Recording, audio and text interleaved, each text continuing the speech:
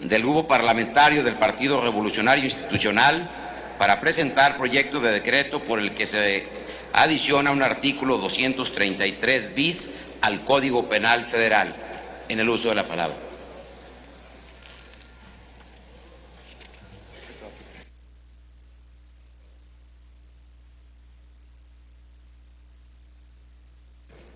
Con el permiso de la Presidencia, compañeras y compañeros senadores de la República. El notario público es un funcionario público sui generis, ya que laboralmente no tiene una relación de subordinación directa con el Estado, pero recibe de él una delegación de la fe pública, siendo el Ejecutivo de cada entidad federativa quien lo inviste. La función pública del notariado también es una función de naturaleza y orden público. Por ello, la persona que la desempeña debe de contar con título de abogado o licenciado en Derecho y también debe de contar con conocimientos generales de la ciencia jurídica y en forma especial con los de las áreas relacionadas con los derechos reales, personales y con las funciones administrativas y fiscales. El ejercicio de la función notarial trae aparejada una gran responsabilidad, ya que la persona que la ejerce dicha función pública debe de contar con la solvencia moral, es decir, que debe de ser digno de confianza, además de que su actuar debe de ceñirse enteramente al valor ético, ya que dicho federatario asesora a las partes que requieren de sus servicios e interpreta su voluntad en el caso de los testamentos o contratos, redacta, da lectura y explica los efectos jurídicos de los actos jurídicos que se celebran ante él, los registra y los autoriza en el instrumento correspondiente y lo conserva. El notario público debe de actuar con imparcialidad, ya que cuando asesora a las personas que solicitan su intervención, sus servicios o comparecen ante él, debe de proteger por igual los intereses de todos los que intervendrán en un acto jurídico, por lo que debe de abstenerse de proteger o beneficiar los intereses de una sola persona o desproteger los de los otros.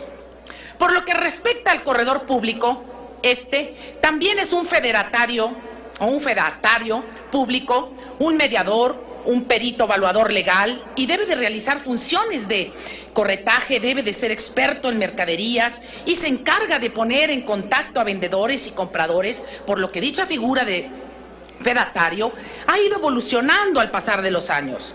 Para ser corredor público también se debe de contar con un título profesional de licenciado en Derecho y la cédula correspondiente, y además no debe de haber sido condenado mediante sentencia ejecutoria por delito internacional que merezca o intencional que merezca pena corporal. La función de estos dos fedatarios públicos debe de ejercerse de la manera más imparcial y recta posible. Pero actualmente se han dado algunos casos en que licenciados en Derecho que cuentan con la patente de notarios públicos y corredores públicos se han prestado para dar fe de hechos y actos jurídicos viciados por no contar con la voluntad de una de las partes, o han emitido testimonios en los que se insertan hechos falaces o en los que se simulan actos jurídicos que han causado afectación y perjuicio económico a las partes que son obligadas por terceros a participar en los mismos. De hecho, se tienen noticias difundidas en diversos medios de comunicación de casos en que integrantes de la delincuencia organizada en contubernio con fedatarios públicos carentes de escrúpulos han hecho aparecer en escrituras y testimonios públicos cesiones de derechos, traslaciones de dominio, declaraciones unilaterales de voluntad en los que se coacciona a las personas titulares de derechos reales o personales al ser amenazados por su integridad y hasta por temor a perder la vida, se ven en la necesidad de realizar actos en su contra y de su voluntad y en perjuicio de sus intereses y derechos. Es por esto que la de la Voz considera necesario que se sancione el mal ejercicio de la fe pública, por lo que someto a la consideración de esta Asamblea el siguiente proyecto de decreto. Artículo único. Se adiciona un artículo 233 bis al Código Penal Federal para quedar como sigue. Artículo 233 bis. se impondrán de 2 a 6 años de prisión y multa, de 300 a 700 días de salario mínimo general vigente en el Distrito Federal y suspensión e inhabilitación hasta por un término igual al de la pena señalada anteriormente de la patente para ejercer la profesión a los licenciados en Derecho que en el ejercicio de la función notarial o de correduría pública hagan constar o den fe de actos jurídicos por los que se crean, transfieran, modifiquen o extingan obligaciones, así como de hechos a sabiendas de que no sean ciertos y que les genere un beneficio económico o de cualquier índole, directamente o indirectamente a un tercero. Se impondrán las penas previstas en el párrafo que antecede, siempre y cuando se acredite que el notario o corredor público tenían pleno conocimiento de que se generaría un delito al dar fe pública del acto jurídico en el que hayan intervenido, y se aumentarán hasta en una mitad las penas previstas en el párrafo anterior del presente artículo si la persona o personas que se beneficien económicamente por los actos y hechos jurídicos de los que se dé fe y que resulten falsos se encuentran relacionadas con investigaciones en materia de delincuencia organizada, delitos contra la salud, secuestro, extorsión o amenazas. Artículo transitorio único. El presente decreto entrará en vigor el día siguiente de su publicación en el Diario Oficial de la Federación, dado el Senado de la República, a los 2 días de octubre del año 2012. Atentamente, la de la voz, compañeros, Marcela Guerra. Gracias, senadora Marcela Guerra. Sí, ¿para qué asunto, senadora? Sí, señor presidente, para preguntarle a la senadora Marcela si me permite adherirme a la presente iniciativa, por favor. Senador, si acepta usted la adhesión de la compañera senadora. Con mucho gusto, es un honor. Ivonne Álvarez, mi compañera y amiga de Nuevo León, ella conoce muy bien los problemas que tenemos en nuestro estado. Claro que sí. Gracias. Pido a la Secretaría que tome nota de ello. Túrnese a las Comisiones Unidas de Justicia y de Estudios Legislativos. Se concede el uso de la palabra a la senadora Laura Angélica Rojas Hernández, a nombre propio y de los senadores Fernando Torres Graciano, Víctor Hermosillo y Celada y Martín Orozco Sandoval, del Grupo Parlamentario del Partido Acción Nacional, para presentar proyecto de decreto por el que se reforman diversos artículos de nuestra Constitución. En el uso de la palabra.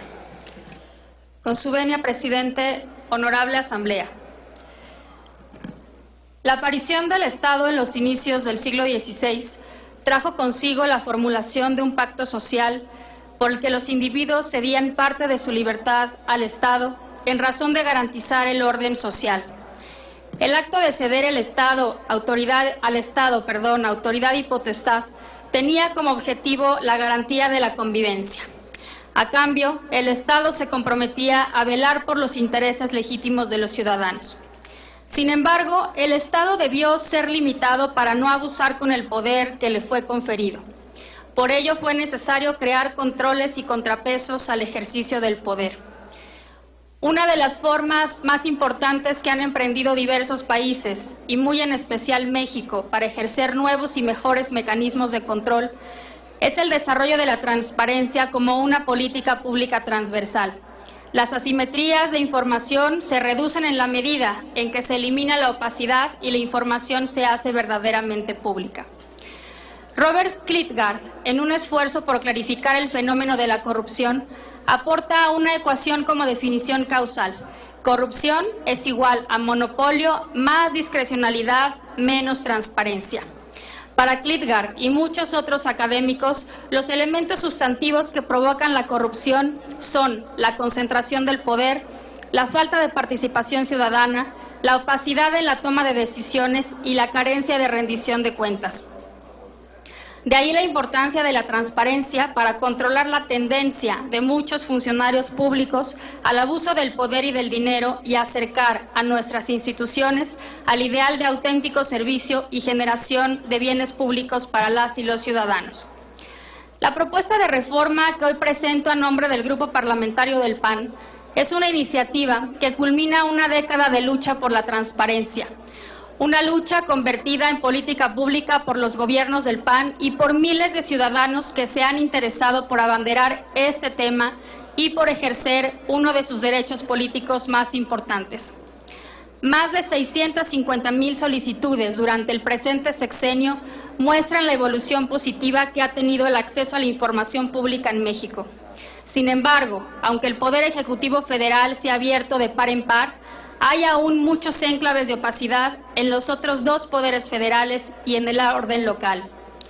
Por ello, la mejor forma de conmemorar los 10 primeros años de la Ley Federal de Transparencia es aprobando una reforma de gran calado que termine por hacer transparentes todas las instituciones y todos los ámbitos donde se ejercen recursos públicos.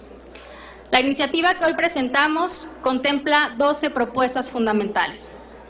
En primer lugar, otorga autonomía constitucional a todos los órganos garantes de la transparencia y acceso a la información pública, tanto al federal como a los de las entidades federativas, incluida la autonomía jurídica y presupuestal. La autonomía implica también que puedan nombrar entre ellos mismos a su presidente, entre otros. Segundo, otorga al Senado de la República, previa consulta, la atribución de designar por 2/3 partes, a propuesta de los grupos parlamentarios, a los comisionados del IFAI. Se amplía el número de comisionados de 5 a 7 y establece el principio de equidad de género en la designación de los mismos. Para dar cabida a la participación ciudadana, se prevé un consejo consultivo dentro del Instituto Federal como órgano de asesoría, promoción y evaluación. Tercero, propone un concepto específico que no deja dudas sobre quiénes son los sujetos obligados en materia de acceso a la información, incluidos los partidos políticos, los sindicatos y los grupos parlamentarios, tanto en el Congreso de la Unión como en los 32 congresos locales, los tribunales administrativos y laborales, las universidades e instituciones de educación superior públicas, los fideicomisos y fondos públicos y cualquier persona, física o moral, e incluso las organizaciones de la sociedad civil que reciban recursos públicos. Cuarto, incluye el principio de definitividad e inatacabilidad de las resoluciones de los órganos garantes para los sujetos obligados, pero sin relativismos ni excepciones. Quinto, se plantea dotar de facultades al IFAI y a los órganos garantes locales para interponer acciones de inconstitucionalidad. Sexto, contempla el fortalecimiento efectivo de la autonomía presupuestal de los organismos garantes de acceso a la información. Séptimo, plantea que el IFAI como organismo constitucional autónomo sea competente para conocer y resolver sobre las impugnaciones que presenten los particulares en contra de las resoluciones de los organismos garantes equivalente de los estados y del Distrito Federal. Octavo, otorga la facultad de atracción al organismo garante federal respecto de resoluciones de los organismos garantes locales en casos de interés nacional. Noveno, propone facultar al Congreso de la Unión para expedir una ley general que armonice y asegure el derecho de acceso a la información en todo el país, una ley de protección de datos personales y una ley general de archivos. Décimo, establece características mínimas de diseño, profesionalización, mediante el servicio profesional de carrera y facultades no solo al IFAI, sino a todos los órganos garantes de acceso a la información en los estados. Onceavo, establece las bases y principios en materia de archivos, así como dotar al Congreso de la Unión la facultad para expedir una ley general de archivos a fin de lograr la armonización en la materia en todo el país, porque de nada sirve la obligación de los entes públicos para transparentar si no existe un orden en la información que permita a las dependencias encontrar y luego proporcionar lo que se les solicita. Y 12, como ya se ha dicho, contempla mecanismos de participación ciudadana desde la designación de los comisionados y un consejo consultivo permanente tanto para el IFAI como para los órganos garantes en los estados. Compañeros senadores, compañeras senadoras, de aprobarse esta iniciativa, México se colocaría a la vanguardia mundial en transparencia, acceso a la información, protección de datos y archivos. Tenemos hoy una oportunidad y una responsabilidad histórica verdaderamente trascendente. Podemos contribuir a cerrar la brecha de desconfianza que hay entre ciudadanos y políticos abriendo todas las instituciones que son de los mexicanos para su escrutinio público. Por eso les pido su apoyo para respaldar esta iniciativa que representa la voz de muchos ciudadanos. Quiero agradecer el apoyo para la elaboración de esta iniciativa al exdiputado federal y local Gustavo Parra y al comisionado del Instituto de Transparencia y Acceso a la Información Pública del Estado de México y municipios, el licenciado Federico Guzmán, así como las ideas que en voz del querido maestro Mauricio Merino nos hizo llegar la red de rendición de cuentas, que agrupa a más de 60 organizaciones de la sociedad civil, centros de pensamiento y organizaciones gubernamentales en esta materia. Este es un trabajo que demuestra que puede haber puentes eficaces para la elaboración de políticas públicas entre la sociedad civil y los legisladores. Quiero concluir, compañeros y compañeras senadoras, dedicando este trabajo a uno de los hombres más comprometidos en la construcción de instituciones democráticas y pionero, incansable promotor de la transparencia en México, Alonso Lujambio. Sé que si él estuviera aquí hoy, gustosamente habría firmado esta iniciativa, pero lo que sí está entre nosotros es su espíritu, su legado y convicción que hacemos nuestra de defender y promover la transparencia como un derecho fundamental de los mexicanos y como uno de los valores más altos de la República. Muchas gracias. Gracias, senadora Laura Angélica Rojas Hernández. Túrnese a las Comisiones Unidas de Puntos Constitucionales y Estudios Legislativos, primera sección. Sí. Quisiera pedir también, señor presidente, se turne a la Comisión de Anticorrupción y Participación Ciudadana. Para su opinión, con gusto, pido a la Secretaría que se turne a la Comisión de Anticorrupción. A continuación, ¿para qué asunto? Sonido al escaño de la senadora Mariana Gómez del Campo, del senador López Brito, la senadora Luisa María Calderón. ¿Para qué asunto? Simplemente para solicitarle a la senadora poderme sumar a su iniciativa. Senadora Laura Angélica, piden sumarse. Pido a la Secretaría que tome nota de las senadoras y senadores que están manifestando adherirse a la iniciativa que usted ha presentado. Gracias. A continuación, se le concede el uso de la palabra en el apartado de proposiciones al senador Raúl Aarón Pozos Lanz, del Grupo Parlamentario del Partido Revolucionario Institucional, para presentar punto de acuerdo en relación con el petróleo y la economía. Les informo que el senador Pozos Lanz ha entregado a esta mesa directiva el documento para que se publique de manera íntegra en la Gaceta. En el uso de la palabra.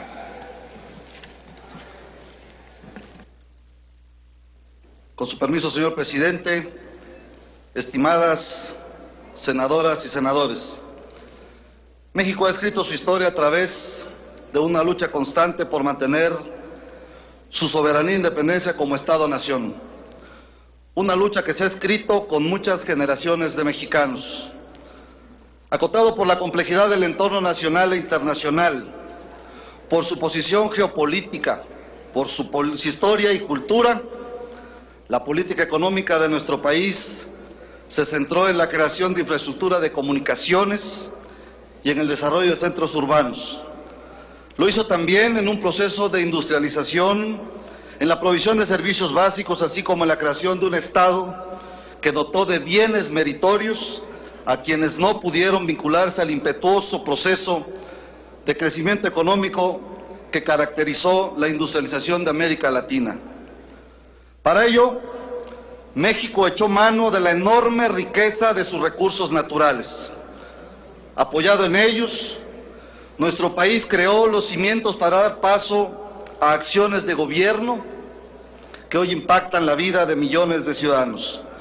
Sin embargo, es necesario reconocer que las limitantes propias del conocimiento científico, su posición geopolítica en el hemisferio y en lo general del desarrollo sociopolítico internacional hicieron que nuestro país dependiera en exceso de un recurso que no es renovable, amén de que su precio depende de los vaivenes del mercado altamente especulativo y en el que poco podemos influir. Es precisamente este factor el que pone nuevamente en el centro del debate el riesgo que representa para la soberanía e independencia nacionales el depender de un mercado altamente especulativo como lo es el petrolero. La economía mexicana es una economía petrolizada. Lo ha sido por décadas en los cuales los ingresos derivados de esa industria, sin duda, se tradujeron en múltiples beneficios para los mexicanos. Sin embargo, no me parece exagerado señalar que México está frente a la imperiosa necesidad de redefinir su política económica en los próximos años, para ya no depender de un recurso que se advierte sin la abundancia en el futuro inmediato. No es un secreto que la extracción y producción de hidrocarburos presenta tendencias alarmantes. Tampoco lo es que las reservas petroleras se han reducido sustancialmente, que la exportación de crudo también ha caído y que por el contrario la importación de gasolinas sigue creciendo. Se ha documentado con suficiencia el desequilibrio financiero de Pemex debido al papel crucial que juega para subsanar la falta de recursos fiscales.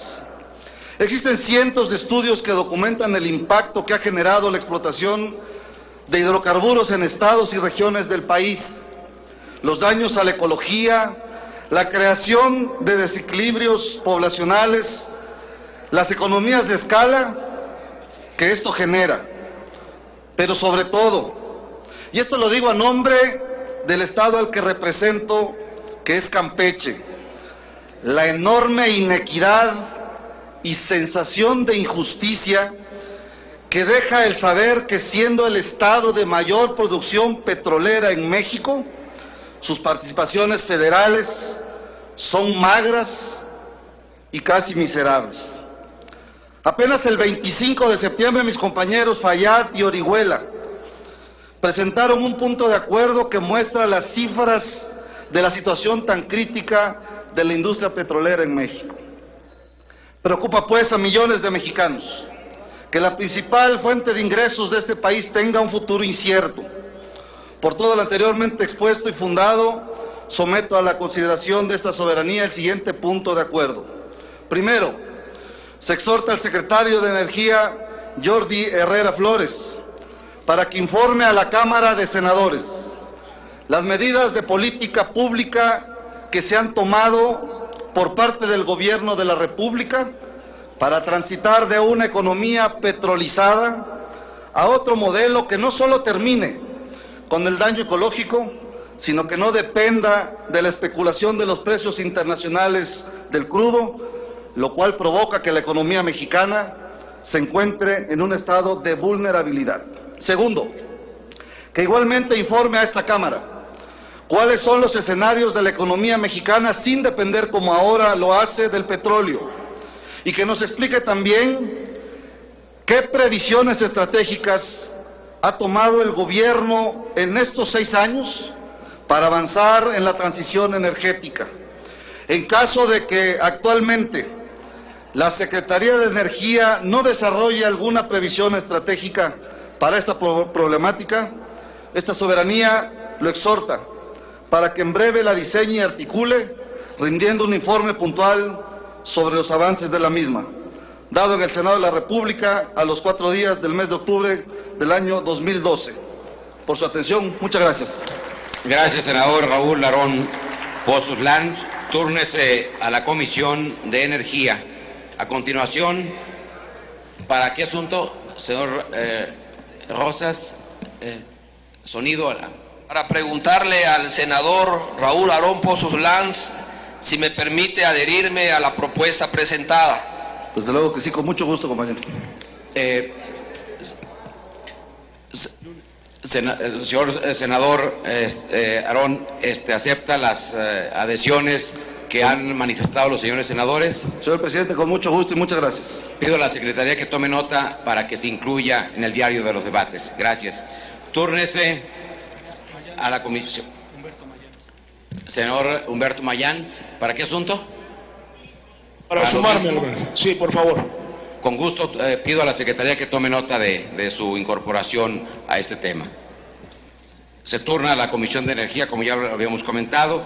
A continuación, se concede el uso de la palabra al senador Jorge Luis Lavalle Mauri, a nombre propio del senador Luis Fernando Salazar Fernández, del Grupo Parlamentario del Partido Acción Nacional, para presentar punto de acuerdo en torno a las reglas de operación del programa Oportunidades. En el uso de la palabra.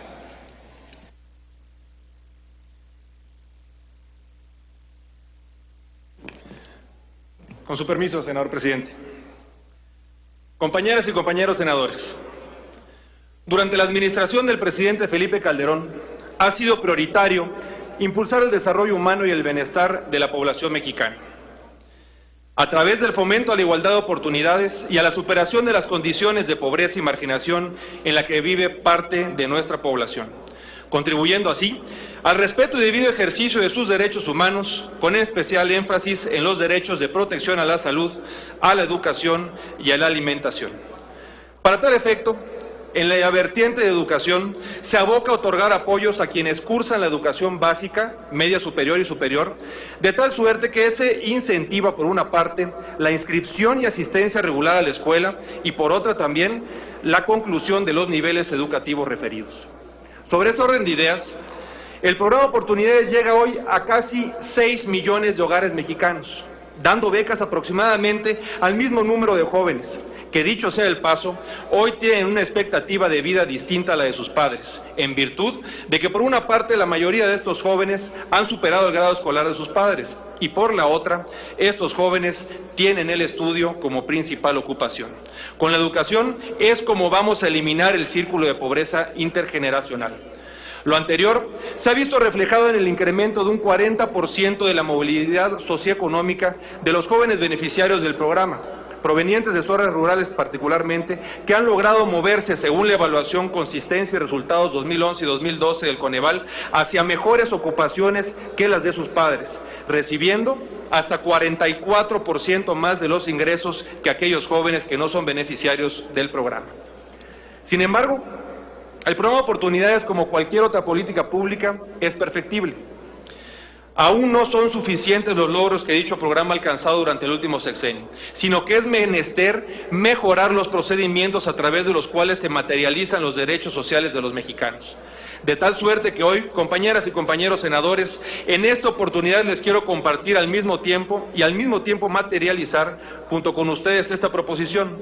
Las voces que pude escuchar directamente de los beneficiarios mientras tuve la oportunidad de ser funcionario de la SEDESOL y posteriormente cuando hice la respectiva campaña para estar en esta honorable asamblea representando mi estado, durante ese tiempo pude percatarme de que en algunos casos los beneficiarios tienden a ser dados de baja del programa por alguna de las razones previstas en las reglas de operación, de las cuales ellos tienen conocimiento efectivamente al ser inscritos. Sin embargo, en las mismas reglas de operación no se tiene estipulado como parte del proceso de baja la notificación al beneficiario con anticipación para que éste, en pleno uso de sus derechos, pueda ser escuchado por la autoridad para que en dado caso pueda evitar su baja del programa.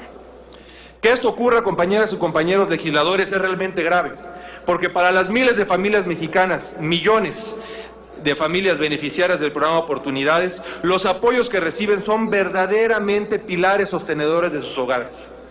De suerte que cuando los beneficiarios, por alguno de estos motivos, son dados de baja, se ven afectados en su economía, que desde luego no esperan, no prevén porque no fueron notificados con tiempo suficiente y ocurre que el día que dejan de recibir el beneficio quedan desprotegidos.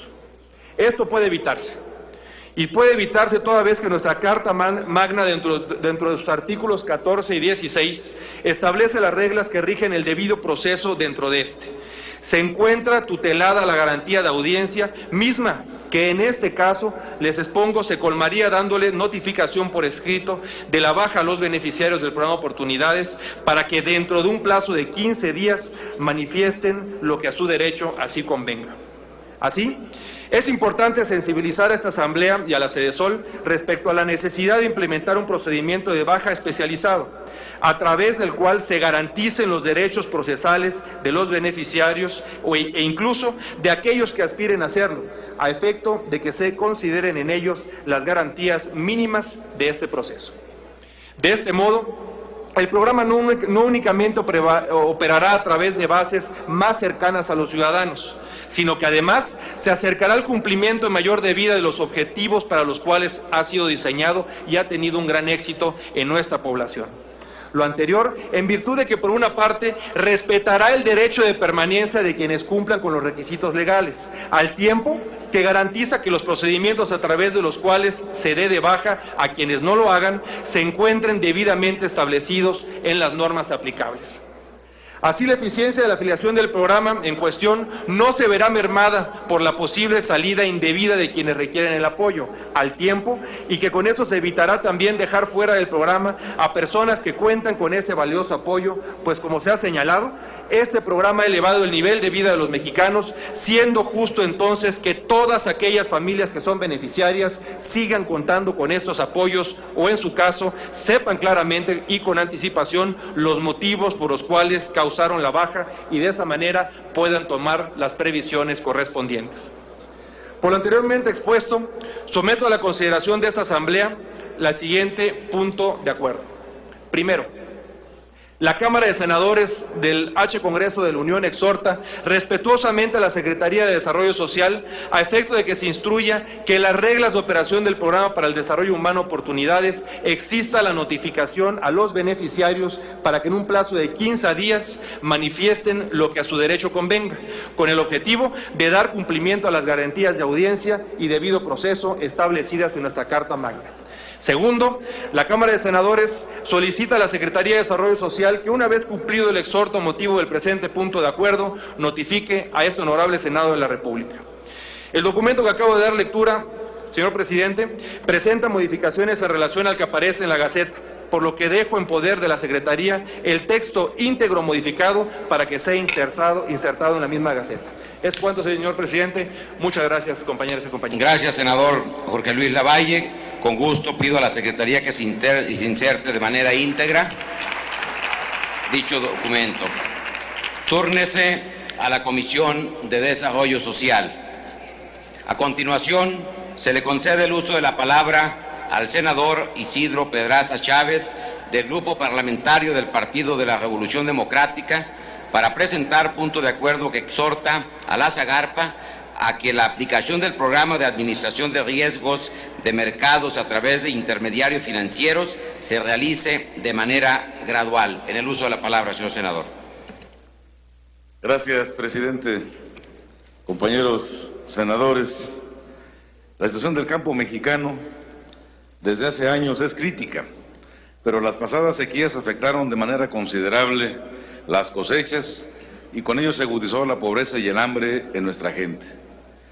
Es cierto que la demanda constante es por mejor inversión en el campo, que se pueda generar un impulso a su desarrollo, pero hay medidas que a veces tomadas parecen en agravio y no en favor de los que viven y trabajan en el campo, como es el caso del cambio de política de reglas de operación de los programas de apoyo al campesino. Y esto genera confusión, incertidumbre y rechazo. Tal es el caso que el pasado 31 de julio, los titulares de la Secretaría de Agricultura, Desarrollo Rural, Pesca y Alimentación, de Hacienda, Crédito Público, el presidente de la Bolsa Mexicana de Valores y el director general de FIRA, entre otras autoridades, presentaron una nueva modalidad de apoyos directos para productores y comercializadores agrícolas, bajo la denominación de un programa que es Programa de Administración de Riesgos de Mercado a través de intermediarios financieros. Se pretende fortalecer la cadena productiva y comercial agroalimentaria. Nos informan las autoridades federales que esto será posible a través de fideicomisos instituidos en relación con la agricultura, el FIRA, quien otorgará a través de intermediarios financieros, bancarios y no bancarios, alrededor de 550 millones de pesos. Apoyos directos para incentivar el cumplimiento de la agricultura por contrato, los cuales se destinarán a reembolsar parcialmente el costo de la compra de coberturas de precios. El programa de administración de riesgos de mercados a través de intermediarios financieros operará a través de las instituciones bancarias y otorgará un apoyo decreciente de hasta el 85% del costo de la prima para los productores y del 50% para los comercializadores. Además, para su operatividad se dividirá en 3 etapas. La primera será una amplia difusión de las operaciones que se lleven a cabo durante este nuevo esquema en lo referente a las subyacentes que se operen en la ubicación de la transacción y el volumen negociado en la Bolsa de Valores. Asimismo, se publicarán los precios de cierre que se observen en el mercado de Chicago para los mismos fines. La Bolsa de Derivados en México publicará diariamente dicha información, misma que será proporcionada por fideicomisos por FIRA en lo que respecta a las operaciones y por el mercado de Chicago en el caso de los precios. La mecánica del programa consiste en que los participantes en el mercado de valores deberán informar de las operaciones a FIRA y a MEXDER. Es importante destacar que en esta primera etapa no se llevarán a cabo acciones bursátiles directamente en MEXDER.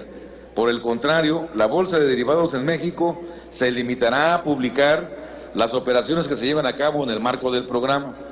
En la segunda etapa del programa de administración de recursos de mercados a través de intermediarios financieros, le corresponde a la Bolsa Mexicana de Valores listar en MEXDER un contrato de maíz amarillo con una proporción de 25 toneladas métricas, cuya finalidad consiste en aprovechar el mercado líquido.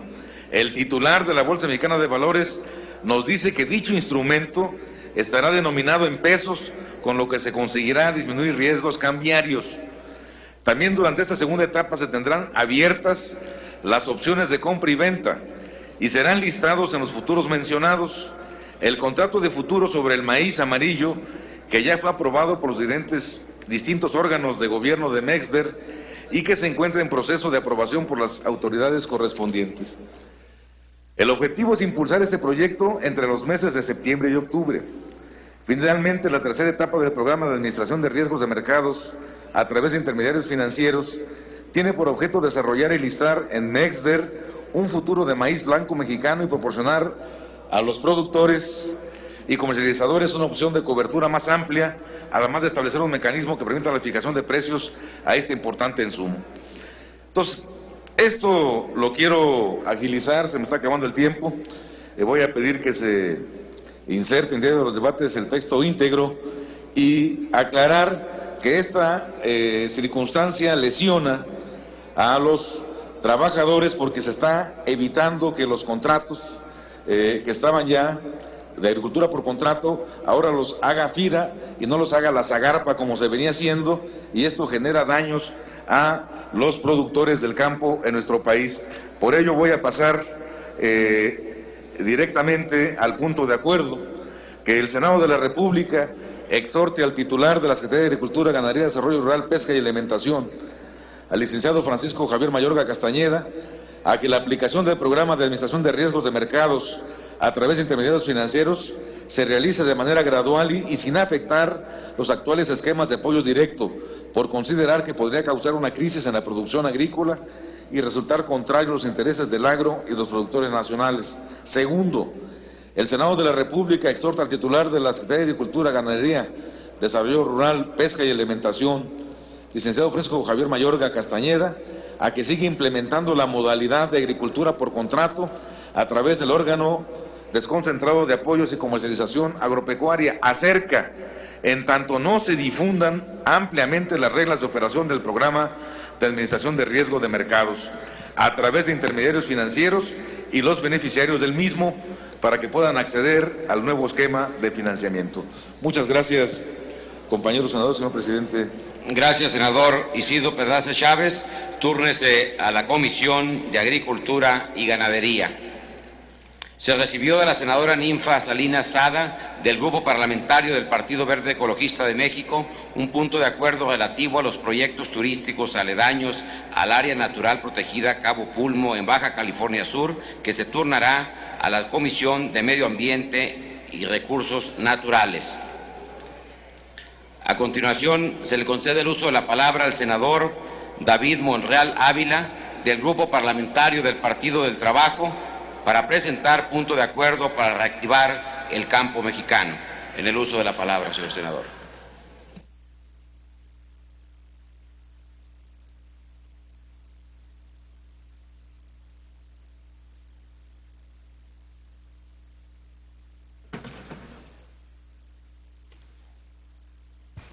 Con su venia, señor presidente. En 1994 entró en vigor el Tratado de Libre Comercio de América del Norte, acuerdo comercial entre México, Estados Unidos de América y Canadá, cuyo fin principal era la eliminación de aranceles entre los países parte, con el objetivo de promover la competencia y la circulación de bienes y servicios originarios de las naciones que conforman el Telecán. Sin embargo, a 18 años de aprobarse este tratado, los campesinos de México no han visto algún beneficio, mucho menos se ha implementado alguna importante política social en beneficio de la clase campesina. Para sustentar lo antes mencionado, tanto el Banco de México como el Instituto Nacional de Estadística y Geografía reportaron que en la actual administración federal las importaciones de alimentos entre el año 2007 y 2012 fueron del 65.5%, superiores a las realizadas en el gobierno anterior. Es inadmisible que, siendo un país con cerca de 200 millones de hectáreas, nos veamos obligados a importar semillas primordiales de la canasta básica, como es el caso de la importación de frijol, que ha incrementado hasta en 111.9%, el maíz con un 162.2%, el trigo con 72.2% y la soya con el 53.5%. Los pagos que han implicado estas importaciones son millonarios. Tan solo en maíz se han gastado más de 12.102 millones de dólares. Para el trigo se emplearon 5.816 millones y en soya se gastó 8.900 millones de dólares. Sería más beneficioso para nuestro país que ese dinero se invirtiera de manera más eficaz y eficiente en el campo mexicano, en proyectos productivos para lograr fortalecer de una vez por todas la pequeña y mediana agricultura campesina. Porque no es solo inyectarle dinero al campo, es hacerlo bien, ya que a pesar de que la actual administración federal destinó 1.624.029 millones de pesos del 2007 a la fecha, no se logró un mejoramiento sustancial en el campo. El INEGI señala que el crecimiento promedio anual en materia agrícola fue apenas del 0.4% entre el comienzo del sexenio y la primera mitad del 2012. El maíz tiene una producción de 0.09% y el trigo 4.44%, lo que refleja que el sector del campo representa tan solo el 4% del Producto Interno Bruto. De acuerdo con la Organización de Naciones Unidas, la situación del campo, entre otros factores, ha provocado que en nuestro país haya cifras tan lamentables como las que a continuación se describen.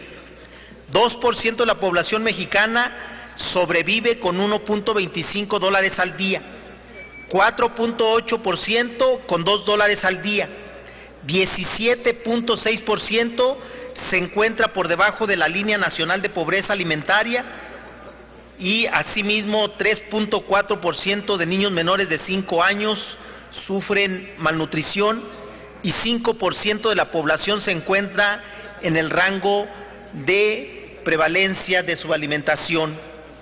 Es sabido que en un pueblo que importa lo que consume, es un pueblo sumiso a las potencias nacionales, internacionales. Por ello, es intolerable que el Estado mexicano sea incapaz de fomentar los insumos con que se procesan los alimentos de primera necesidad. Nuestro país, con las grandes extensiones de tierra con las que cuenta, debe de exportar y no de importar alimentos. México puede ser líder en el ámbito internacional en cuanto a la exportación de maíz y frijol y trigo, y así generar un círculo virtuoso de progreso y crecimiento productivo que puede mejorar las condiciones de vida del pueblo mexicano.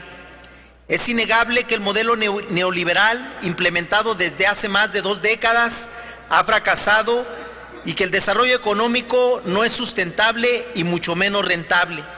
Sin maíz no es país y sin alimentación no hay nación. Es necesario e impostergable que en México garantice de una vez por todas su soberanía alimentaria, que desarrolle producción ambiental y sustentable y que considere la producción de granos básicos como un asunto de seguridad nacional y no como un tema de política comercial agropecuaria. Ya nuestra Carta Magna en materia de derecho a la alimentación lo estipula en su artículo 4, señalando que toda persona tiene derecho a la alimentación nutritiva, suficiente y de calidad. El Estado lo garantizará. De realizarse lo anterior, se arraigaría a la gente en sus comunidades y se generarán empleos rurales que ayuden a contener la migración, al mismo tiempo que se fortalece nuestra economía. Derivado de lo anterior, someto a consideración a esta honorable soberanía el siguiente punto de acuerdo.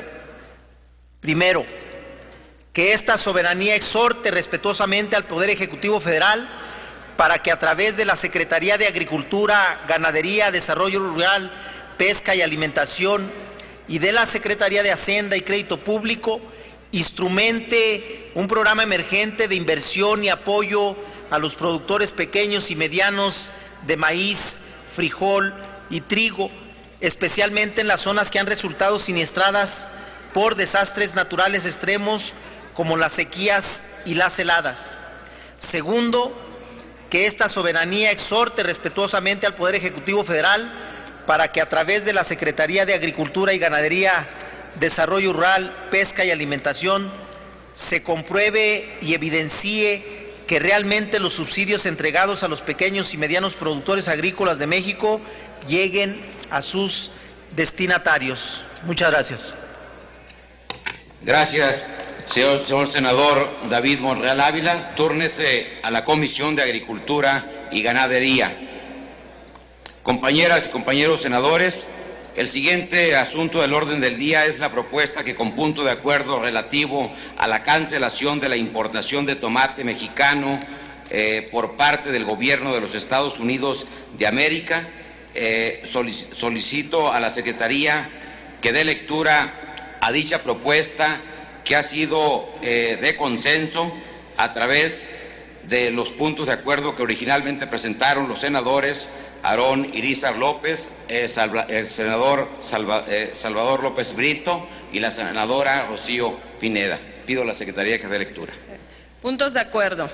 Primero, el Senado de la República rechaza la resolución preliminar a la solicitud realizada por los productores de Florida, Estados Unidos, de dar por terminada la investigación iniciada en 1996 por supuesto dumping en las importaciones de tomate procedente de México, emitida el pasado 27 de septiembre de 2012 por el Departamento de Comercio de los Estados Unidos. Segundo, la Cámara de Senadores exhorta al Ejecutivo Federal para que por conducto de la Secretaría de Economía se continúe participando en el procedimiento administrativo en el que se decidirá si se termina o no el acuerdo binacional relacionado con los precios del tomate. Asimismo, le solicita se tomen las acciones necesarias a fin de lograr que el Departamento de Comercio de los Estados Unidos, al resolver en definitiva, determine la continuidad del acuerdo de suspensión. Tercero, el Senado de la República respalda plenamente al Gobierno federal para que a través de la Secretaría de Economía instrumenten las medidas de reciprocidad necesarias en respuesta a las acciones desarrolladas en los Estados Unidos, los cuales pudieran afectar los intereses comerciales mexicanos y a los trabajadores, productores, comercializadores y consumidores del tomate en ambos lados de la frontera. Salón de sesiones del Senado de la República, a 4 días del mes de octubre del año 2012, firman senador Aarón Irizar López, senadora Rocío Pineda Gochi, senador Fidel de Médicis Hidalgo, senador Francisco Salvador López Brito, senador Ernesto Rufo Appel. Es cuanto, señor presidente. Gracias. Como lo han solicitado los proponentes y con fundamento en lo dispuesto por los artículos 109 y 110 del reglamento, consulte la Secretaría a la Asamblea en votación económica si es de tomarse de urgente resolución la presente propuesta. Consulto a la Asamblea en votación económica si el anterior asunto se considera de urgente resolución y se pone a discusión de inmediato. Quienes estén por la afirmativa, a favor de levantar la mano. Quienes estén por la negativa, a favor de manifestarlo. Sí se considera de urgente resolución, señor presidente. Gracias. Se considera de urgente resolución, por lo que, en consecuencia, está a discusión dicha propuesta.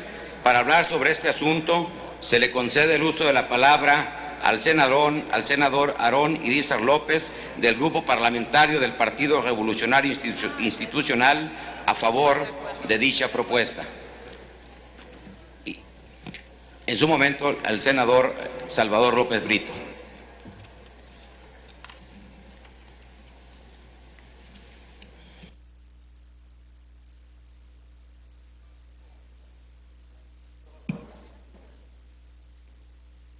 Con su venia, señor presidente, compañeras senadoras y compañeros senadores,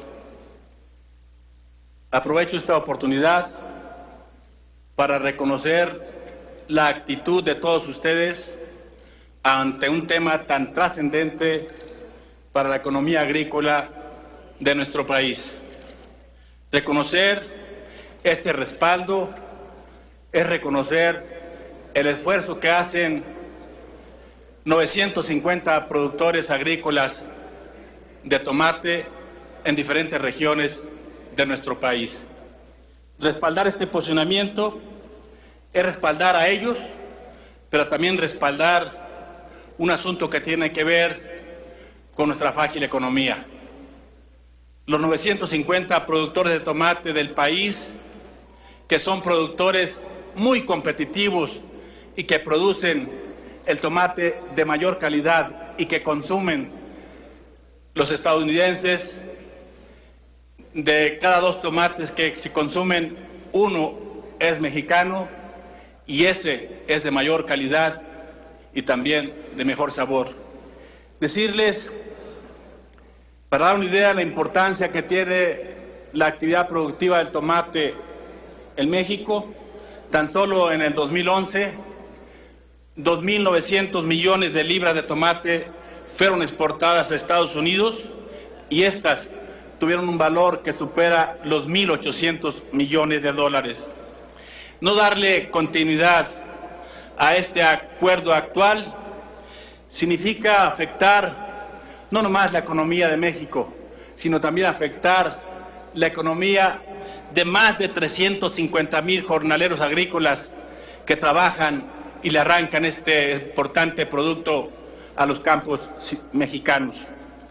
También afecta a los consumidores de Estados Unidos, porque rompiéndose este acuerdo, seguro estoy que consumirán tomate de menor calidad y tomate más caro, en el sentido de que no continuara este acuerdo. Pero además, es fundamental de que este Senado de la República se manifieste con firmeza y con convicción de que se tiene que respetar el Tratado de Libre Comercio y que esta petición va en clara concordancia de respetar este acuerdo. El gobierno mexicano seguro estoy que tendrá el respaldo total de los senadores de la República, sin color de ningún partido y de todas las regiones del país, para que este acuerdo siga en continuidad y siga mejorando las relaciones comerciales entre México y Estados Unidos. Señor presidente, señores senadores y senadoras, gracias por respaldar a los productores agrícolas de México. Es cuanto, señor presidente. Gracias, señor senador Aarón Irizar López. A continuación se le concede el uso de la palabra al senador Francisco Salvador López Brito, del Grupo Parlamentario del Partido Acción Nacional, para hablar sobre el mismo asunto.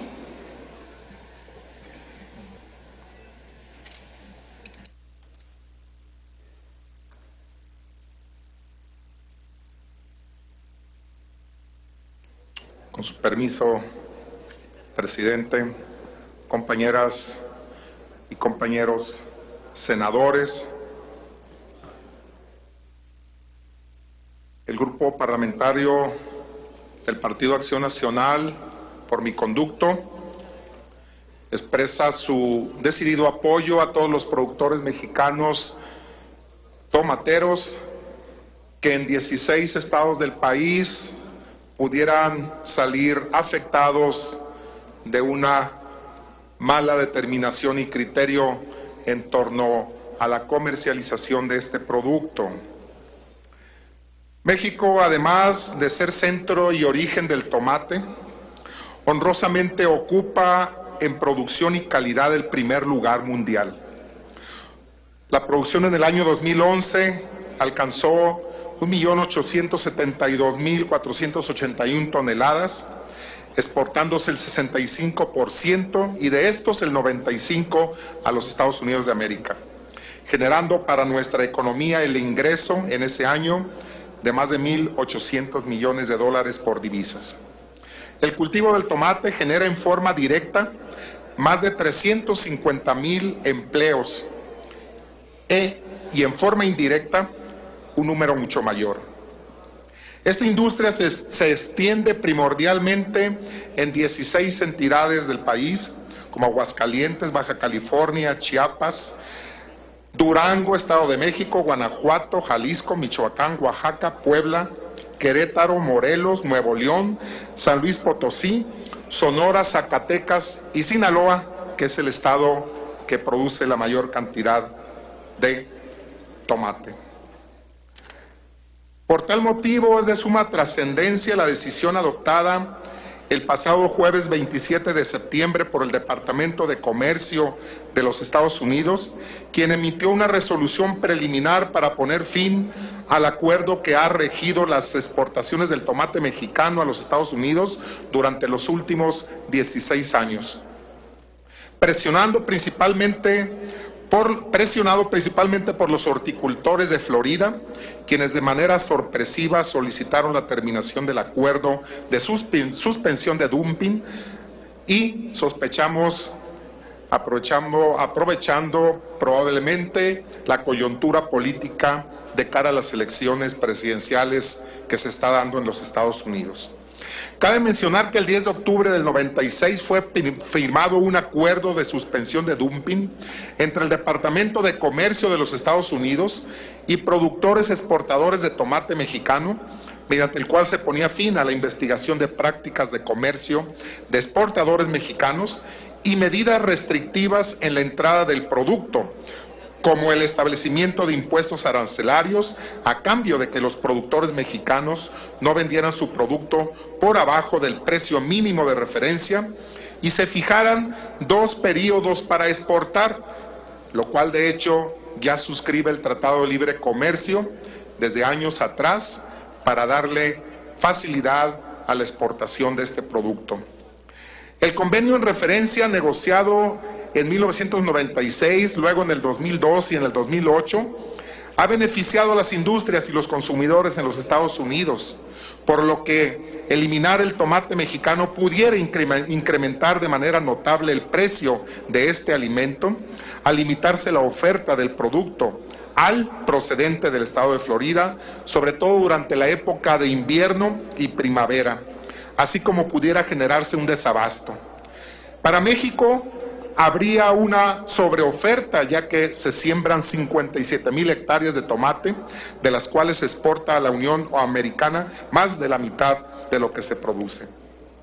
Actualmente está en vigor el tercer acuerdo de suspensión que inició el 25 de enero del 2008 y estaría vigente o estará vigente hasta enero del 2013, logrando así que el tomate mexicano de exportación hacia los Estados Unidos no tenga una cuota arancelaria y constituya un mecanismo de autorregulación de la oferta exportable de tomate para no saturar los mercados.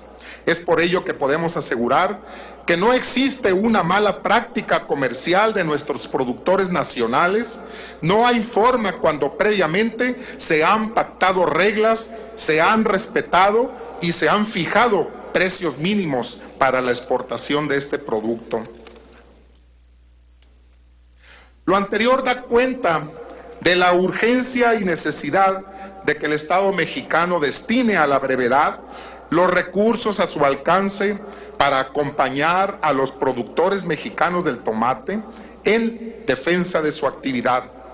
Por lo que el Grupo Parlamentario del Partido Acción Nacional suscribe en todos sus términos el presente punto de acuerdo y se solidariza con los productores del tomate mexicano y todos los empleos que generan y el apoyo social que se da de esta industria del tomate mexicano. Por su atención, muchas gracias. Gracias, senador López Brito. Para el mismo asunto se le concede el uso de la palabra al senador Fidel de Médicis Hidalgo, del Grupo Parlamentario del Partido de la Revolución Democrática.